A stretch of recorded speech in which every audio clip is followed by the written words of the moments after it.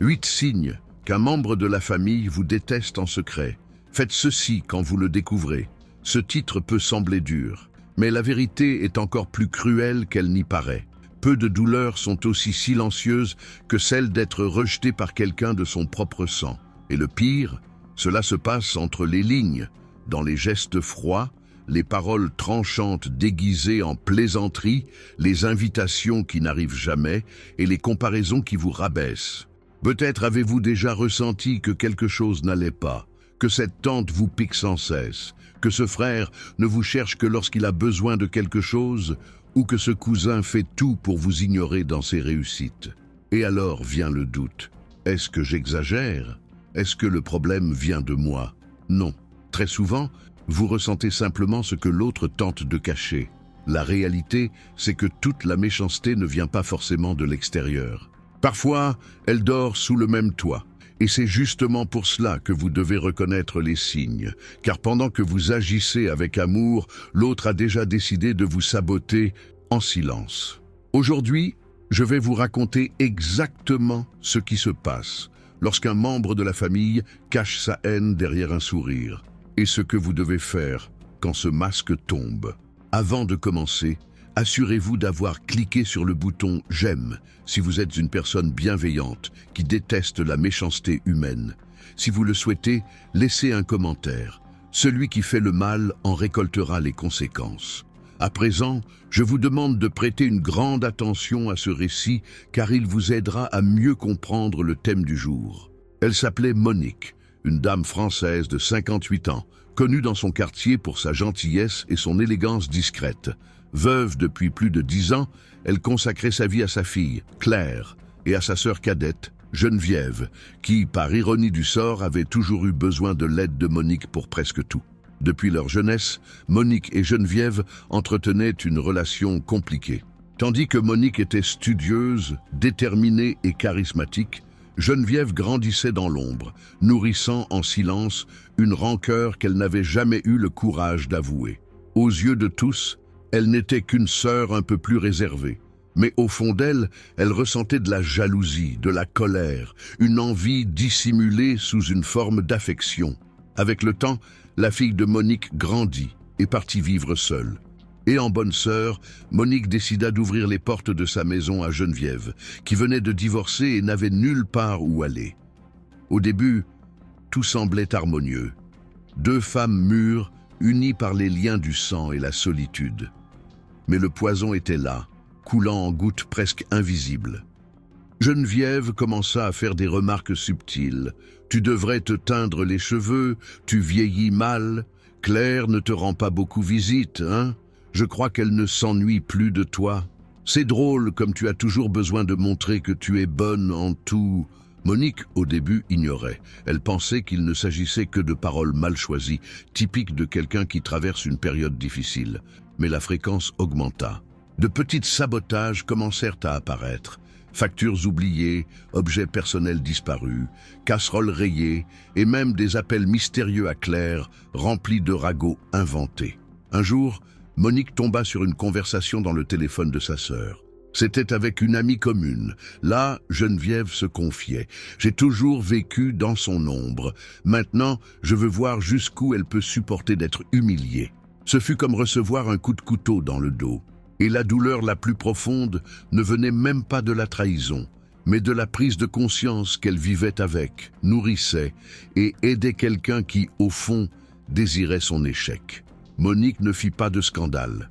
Elle ne cria pas. Elle ne discuta pas. Elle décida simplement d'agir. Elle réorganisa sa vie, s'éloigna intelligemment et reconstruisit son cercle de confiance. Geneviève, elle se fit passer pour la victime, comme toujours. Mais elle perdit la seule personne qui l'avait vraiment aidée. Et quand elle s'en rendit compte, il était déjà trop tard. Maintenant, voyons le premier signe. Numéro 1, un regard empreint de mépris. Avez-vous déjà eu l'impression d'être constamment jugé? Lorsqu'un membre de votre famille vous déteste en secret, son regard n'est jamais neutre. Il est empreint d'un mélange de mépris et de supériorité. Ce n'est pas un regard qui exprime de l'inquiétude ou de l'affection. C'est un regard froid, parfois ironique, presque comme pour dire Tu ne mérites pas ta place. Le pire, c'est que cela peut arriver aux moments les plus anodins, pendant un déjeuner, une conversation anodine, ou même lorsque vous partagez une réussite. Et même si ce regard ne dure que quelques secondes, il brûle, il blesse, car le cœur ressent ce que les mots n'ont pas encore dit. Ce genre de regard est comme un poison silencieux qui s'infiltre lentement dans votre estime de soi. Vous commencez à douter de vous-même, à vous demander si vous méritez vraiment d'être là, si vous êtes vraiment digne d'amour et de respect. Et le plus triste, c'est que souvent, ce membre de la famille n'a même pas besoin de dire un mot. Son regard en dit déjà long. Numéro 2, petite pique déguisée en blague. Ce parent qui lance constamment des remarques désobligeantes, mais qui termine par « je plaisante » pourrait bien en dire long. Des phrases comme « avec ta chance, c'est un miracle que tu aies décroché ce boulot, hein ?» ou « un tel est plutôt beau gosse, non ?» contrairement à certains dans la famille, ne sont pas de simples blagues. Ce sont des attaques subtiles, habilement dissimulées sous des sourires. Et croyez-moi, quiconque subit ce genre de méchanceté sait à quel point c'est épuisant. Ces piques sont calculées pour blesser sans laisser de traces visibles. Elles s'attaquent à votre estime de soi, à votre apparence, à vos réussites, toujours sous couvert d'humour. Et quand vous essayez de vous défendre, la réponse classique fuse « tu n'as pas d'humour ?» ce qui vous met dans une position encore plus délicate, comme si c'était vous qui exagériez, comme si vous étiez trop susceptible. Mais la vérité, c'est que vous n'exagérez pas. Vous subissez la méchanceté qui vous atteint, goutte à goutte. Et vous, avez-vous déjà vécu une situation similaire? Si oui, n'hésitez pas à la partager dans les commentaires. Donner la parole à ceux qui ont été si longtemps réduits au silence peut être libérateur. Numéro 3. Vous ignore quand vous avez le plus besoin de lui. L'un des signes les plus douloureux est l'absence. Quand on traverse une épreuve, une maladie, une crise, et que ce membre de la famille est tout simplement aux abonnés absents. Pire encore, il sait ce que vous endurez, mais fait semblant de l'ignorer, car se soucier des autres exigerait de la compassion, et il en est dépourvu. Ce type de comportement révèle un profond sentiment de rejet. Alors que tous les autres se mobilisent, cette personne reste muette, et ce silence est un cri. Il dit « ta souffrance m'est indifférente ». Ceux qui nourrissent une haine secrète la manifestent généralement en se cachant au moment où l'on a le plus besoin de soutien. C'est comme si votre douleur était invisible à leurs yeux. Pire encore, comme s'ils prenaient plaisir à vous voir souffrir seul. Cette indifférence calculée est l'une des formes les plus cruelles de haine, car elle ne laisse pas de traces physiques, mais elle vous détruit de l'intérieur. Vous vous sentez abandonné, rejeté, invisible, et cela fait terriblement mal. Numéro 4. Prends plaisir à vous rabaisser devant les autres. Avez-vous déjà remarqué comment certains membres de votre famille s'amusent à vous dénigrer ou à vous rabaisser en public? C'est l'un des signes les plus flagrants d'un ressentiment dissimulé. Ils connaissent vos faiblesses et les exploitent pour vous faire honte. Parfois, il s'agit d'une histoire du passé racontée avec malice. D'autres fois, ce sont des critiques sur vos manières, vos choix, votre apparence, tout cela devant tout le monde. Pourquoi? Parce que ceux qui vous haïssent en silence veulent que les autres vous méprisent. Ils veulent semer le doute à votre sujet. Ils veulent que les gens vous regardent et pensent « finalement, il n'est pas si bien que ça ».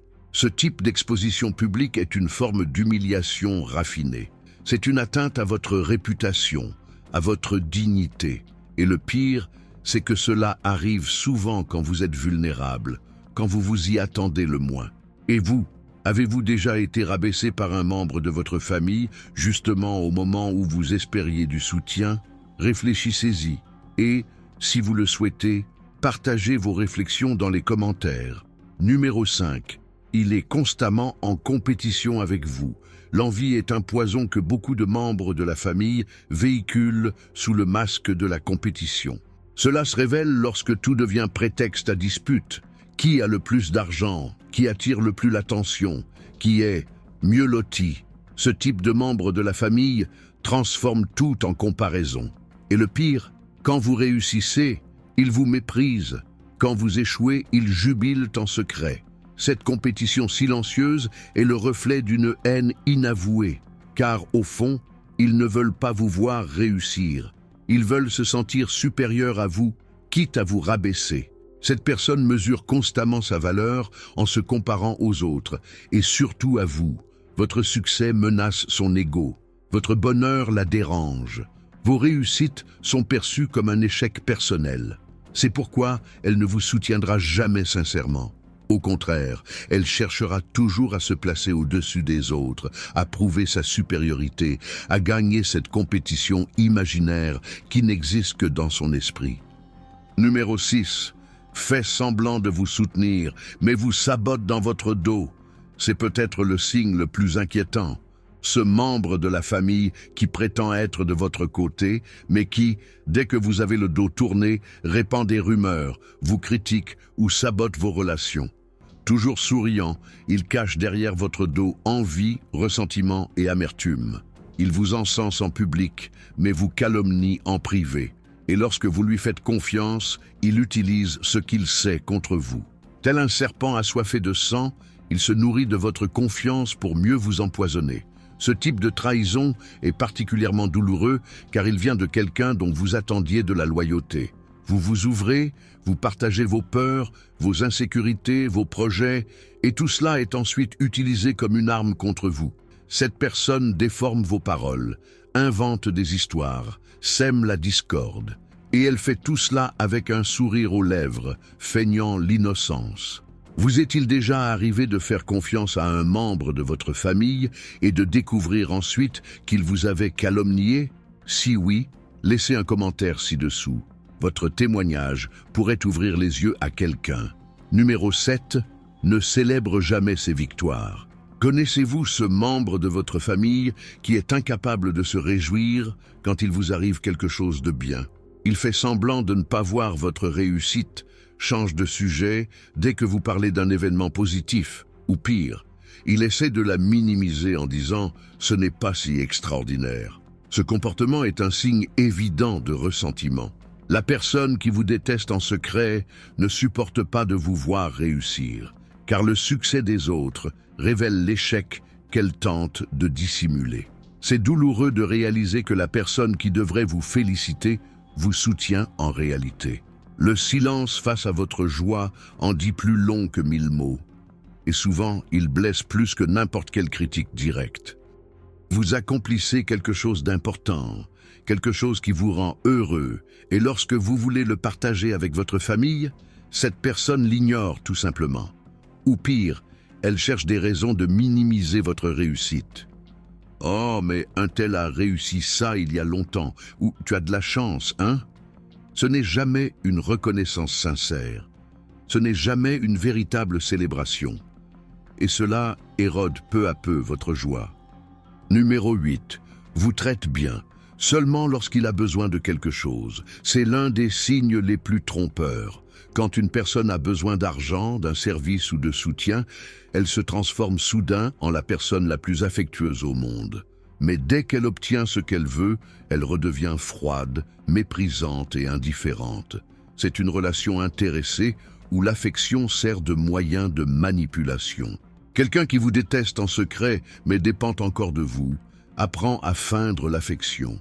Mais les gestes sont vides, incohérents, dénués de sincérité, et le sentiment qui persiste est celui d'être utilisé, non aimé. Vous réalisez que l'affection n'apparaît que lorsqu'un besoin se cache derrière. Quand il n'y a rien à y gagner, vous cessez tout simplement d'exister. Cette personne vous appelle, vous prend dans ses bras, vous sourit, mais tout cela n'est qu'un masque. Une performance calculée pour obtenir ce dont elle a besoin. Et quand vous avez enfin besoin d'elle, elle disparaît. Elle ne répond plus aux appels, elle trouve des excuses, elle vous ignore. Parce que son intérêt n'a jamais été sincère. Réfléchissez, vous est-il déjà arrivé de vous sentir utile sans jamais vous sentir aimé? Avez-vous déjà remarqué qu'un membre de votre famille ne s'adressait à vous que lorsqu'il avait besoin de quelque chose? Si oui, laissez un commentaire ci-dessous. Son histoire pourrait en éclairer plus d'un. Il est douloureux d'admettre que parfois, le plus grand danger ne vient pas de l'extérieur, mais de l'intérieur même de notre foyer. La vérité est que tous les liens du sang ne sont pas synonymes de loyauté. Bien souvent, l'ennemi se cache derrière un nom de famille commun. Maintenant que vous connaissez les signes, ne laissez plus cette souffrance enfouie.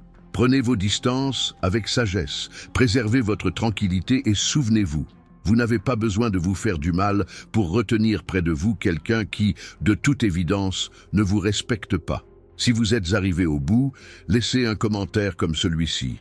Que le Créateur nous délivre de tout mal. N'oubliez pas de vous abonner à la chaîne et de laisser un like. Si vous souhaitez voir d'autres leçons de ce genre, j'ai laissé une vidéo à l'écran qui devrait vous plaire. Cliquez dessus et à bientôt.